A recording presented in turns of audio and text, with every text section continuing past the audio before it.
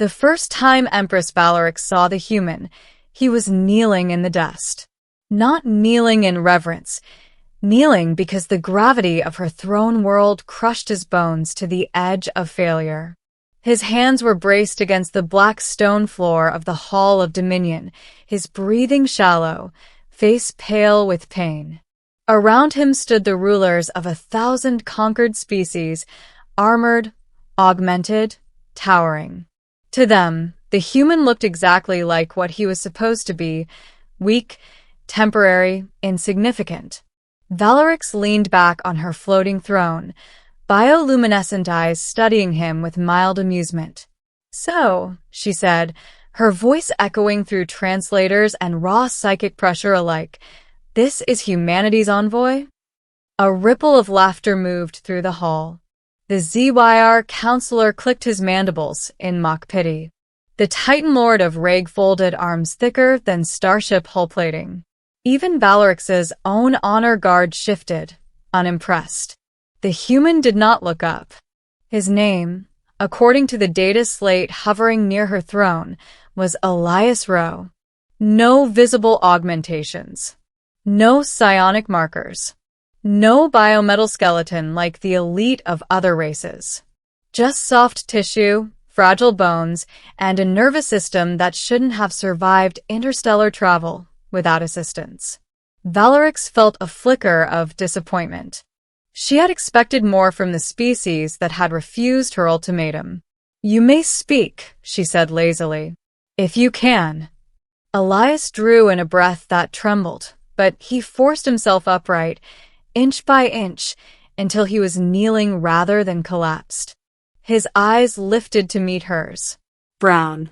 Unremarkable. Human. Yet something in his gaze didn't beg. "My people send regrets," Elias said, voice strained but steady. "They won't be kneeling. Ever." The laughter died. Valorix leaned forward. "Your people have 3 inhabited systems," she replied calmly. "No planetary shields of consequence. No standing fleet capable of delaying my armada longer than 9 minutes. You will kneel, or you'll be erased." Elias swallowed. The gravity made every movement cost him. "Then erase us," he said. "But you won't own us." A murmur spread through the hall. Insolence was rare.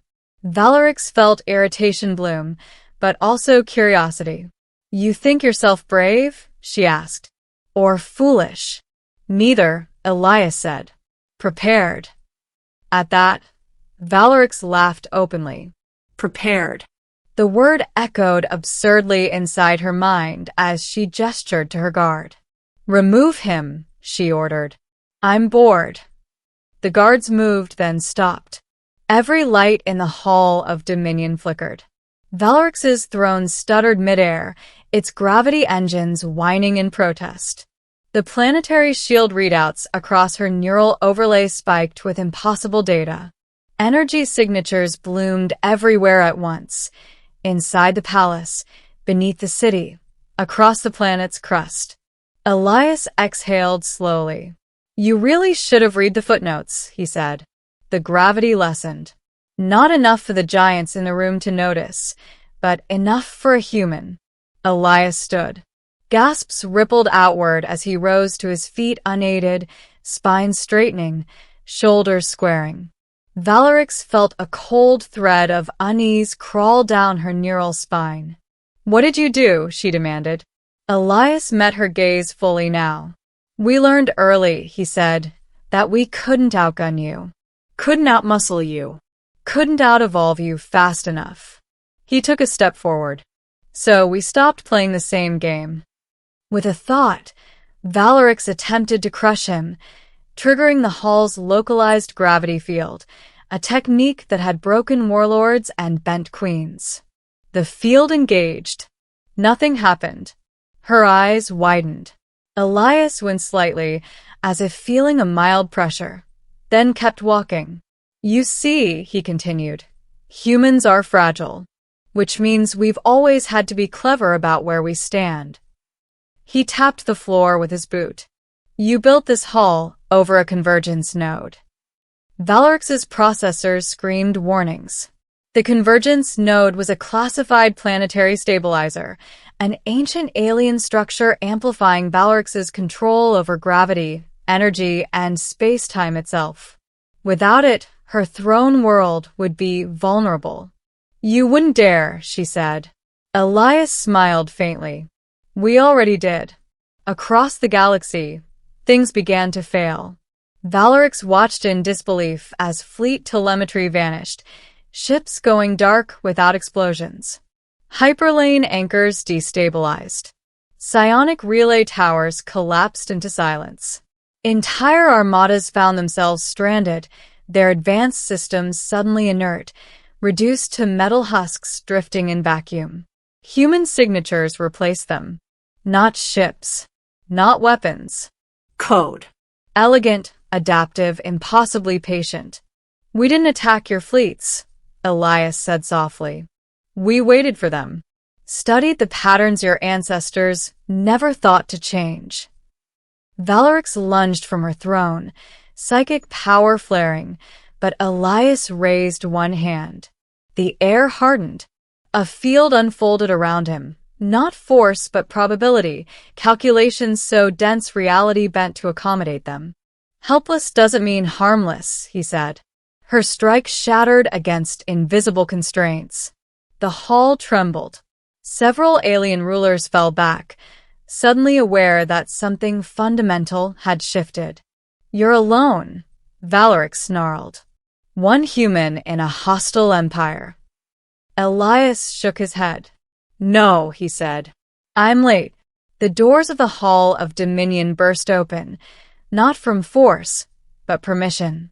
Human vessels slipped out of folded space directly into low orbit, their hulls unarmed, elegant, humming with controlled physics rather than brute power.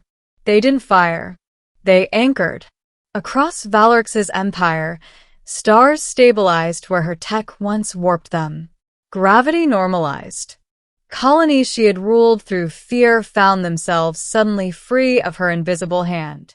"You're undoing everything," she whispered. "Yes," Elias said. "We are." Valorix stared at him, realization dawning at last. Humans hadn't built an empire. They had built independence. "You could have ruled," she said quietly. "Taken my throne." Elias considered that, truly considered it, then shook his head. "We don't want queens," he said. "We want neighbors." He turned to leave. "What will you do with me?" Valorix asked, voice stripped of arrogance for the first time in centuries. Elias paused. "What you always feared," he said, and walked away. In the weeks that followed, the galaxy rewrote its maps. Valorix's empire didn't collapse in fire, but in choice. Systems left. Fleets stood down. Species long silenced began to speak, trade, argue, and decide for themselves. Humanity did not replace the throne. They dismantled the room it stood in.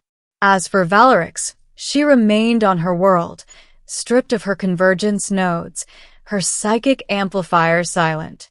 Not imprisoned, simply unable to dominate. She watched the stars from a balcony once reserved for victory parades, wondering how she had missed it. The humans had never looked powerful. They had just refused to be owned. And across the galaxy, a new saying spread, spoken with awe, caution, and a little fear. "Beware the species that kneels, because it might only be choosing where to stand." Months after the Hall of Dominion fell silent, the galaxy was quieter than it had ever been.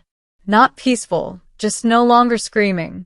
Trade lanes reopened without imperial tolls. Worlds that had once hidden their skies beneath cloaking fields let their suns shine freely again. Old rivals met not on battlefields but across tables, discovering that disagreement felt very different without an Empress pressing a psychic thumb on the scale. Humanity never announced a victory. They didn't raise flags over conquered planets or rename systems in their language. Instead, they sent engineers, diplomats, and mathematicians, quiet people who asked questions before giving answers. They helped stabilize stars warped by ancient tech. They taught smaller civilizations how to maintain independence without becoming targets. And then, just as quietly, they stepped back. Elias Rowe returned to Earth a year later. There was no parade waiting for him. No statues. No global broadcast. He walked through a coastal city at dusk, gravity familiar and gentle, the sky unfiltered by shields. Children ran past him arguing about trivial things. Someone played music badly in the distance. This normality had been the goal all along. A message arrived as he stood watching the ocean. From Valerix. Origin. Former throne world. He hesitated before opening it. I ruled for centuries because I believed order required dominance. You proved me wrong without killing me. That may be the cruelest lesson of all. Elias exhaled, then typed a reply. We didn't want to teach you anything. We just wanted you to stop teaching everyone else fear. He sent it and turned off the device. Far away, Valerix stood alone beneath a sky that no longer bent to her will. She watched unfamiliar constellations, ones her empire had hidden from her for centuries, slowly rise. For the first time in her life, the future was not something she controlled. It was something she had to face. Across the galaxy, historians struggled to summarize what had happened. No decisive battle. No superweapon. No throne taken.